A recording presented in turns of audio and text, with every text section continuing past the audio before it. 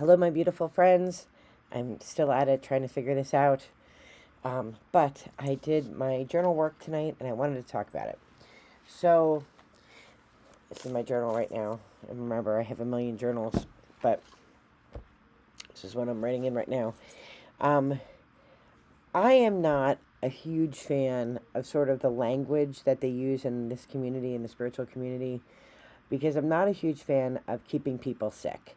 And I think a lot of the language, heal this and heal that, and you can, treat your wounded blah. And I have this thing where I want us to stop telling people that they're sick because it's like a self fulfilling prophecy. If we keep telling people they're sick, they're going to believe that they are sick, and then they get more depressed. And I was watching. I was watching different things. I'm teaching American realism and naturalism this semester, and that's the writing that happens after the American Civil War. So Walt Whitman sort of ends the American Romantic period. There's this period of the Civil War. He was a nurse during the Civil War, and then we head into this in the literary world.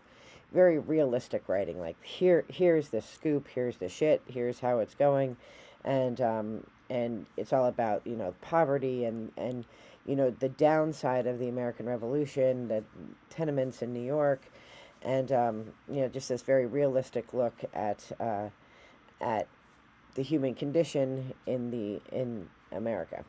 So Mark Twain, folks like that, right in that period, and I was watching some videos that were associated with that, and it was talking about how, and I had no idea this was true, that suicide rates among farmers has like risen exponentially, because farmers tend to be like salt of the earth, grit people. They really don't have resources of people with whom they can speak to about their depression. Farming is just a tremendously hard enterprise. I mean, for so many reasons, like everything really is out of your control. The weather, the soil, things like that. And I pay attention to soldier suicide because I'm very tied to veteran affairs, because Dave was a combat soldier. Um, but and then I go on Facebook, and sort of my feed fills up with spiritual stuff, and it's heal this and heal that. I'm thinking, stop telling people they're sick. Stop telling people that they're not whole, that they have to do X, Y, and Z to be whole. And if they pay you $49.99 for some course, they can be whole too. Like, stop the nonsense. Like, stop it. I've been doing shadow work, and working every day, working on my goals that were on my vision chart. Patience under peril.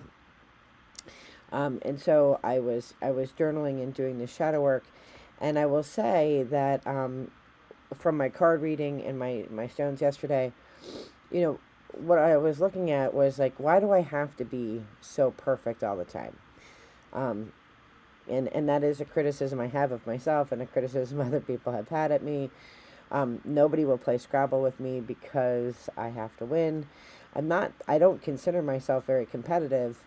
But I guess I'm not competitive in a lot of things, but I'm competitive with myself.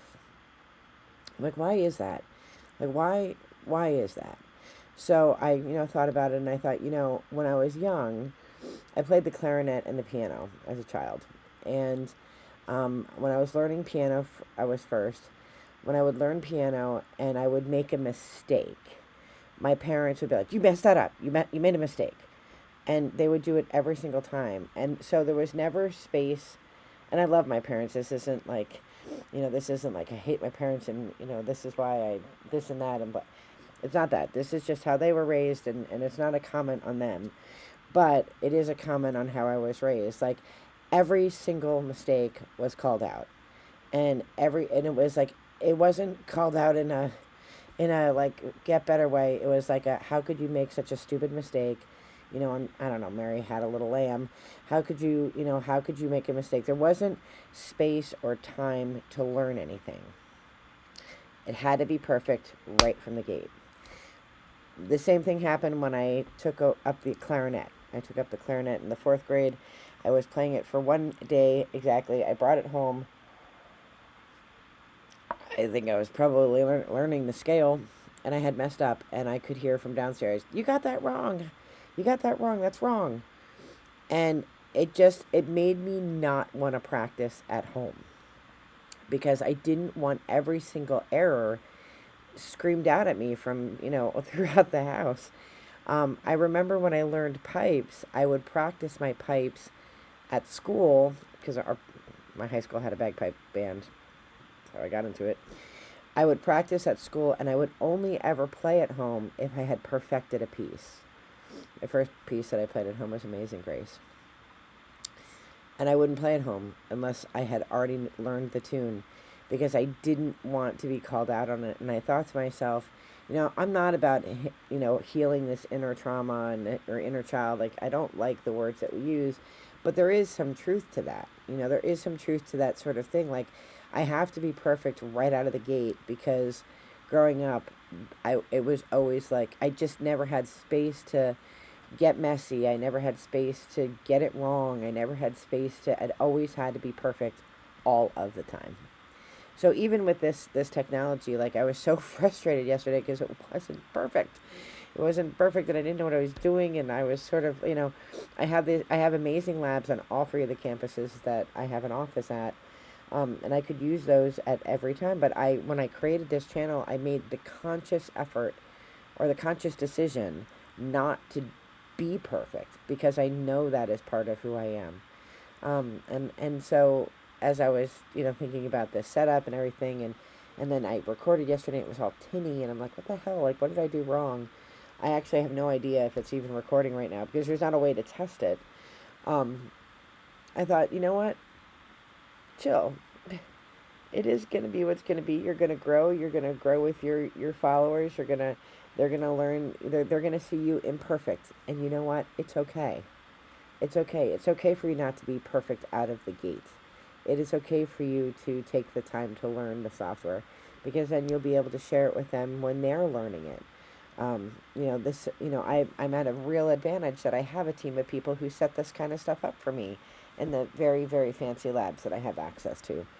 I want to learn things instantaneously. I want it to be right there in my head, and I don't want to have to like work too hard to learn something. And I always thought it was just laziness. But when I thought about it, when I journaled about it, I realized it's just from this like lifelong perception that I have to be perfect at everything as soon as it hits the market. I can't take the time and space to learn stuff. So I'm going to cut that out. I'm 51 years old. I may be old, but I'm not too old to learn new things. So I'm going to be patient with myself. I'm going to show myself some self-love and compassion, and give myself the space and time to learn things and to make mistakes and to get messy. Another fun fact about me is I can't have food on my face. Like, I have a million napkins. I'm like the girl, like, if you have ever been a waitstaff person, I'm like, bring me the stack of napkins, bring me a bib, bring me a portable shower. I cannot have food on my face. And I realized that that's because when I was little, like, my mother was constantly wiping my face. Like, constantly. I couldn't have, like, jelly on the corner of my mouth. I couldn't have anything on my face ever. And that's carried with me. And again, not a judgment against my parents, because they do the best that they can, but just it helps me to understand who I am and why I have the hang-ups that I do. I still can't have food on my face. Like, I'm willing to make mistakes and not be perfect out of the gate, but like, I keep a roll of paper towels by me all the time, because I cannot have food on my face. I cannot have food on my hands. I can't ever be messy. When I was little, I couldn't play in the mud without cleaning up right away. So I don't know if that's just inherent OCD or if it was learned OCD. Anyway, I am wishing you all the best in light, love. I'm going to do a card reading later, now that I've worked out this camera thing.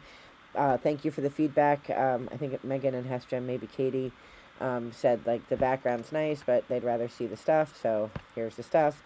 And I'm going to keep working at it. Hopefully there's audio, because I had to turn off one of the things that was recording audio. And hopefully this worked out well. So I will see you all later for a rune pool reading. And what else did I want to tell you? There's something else I want to tell you and I forgot. Anyway, I'm wishing you all the best in light, love. Be well. Take care. Bye-bye.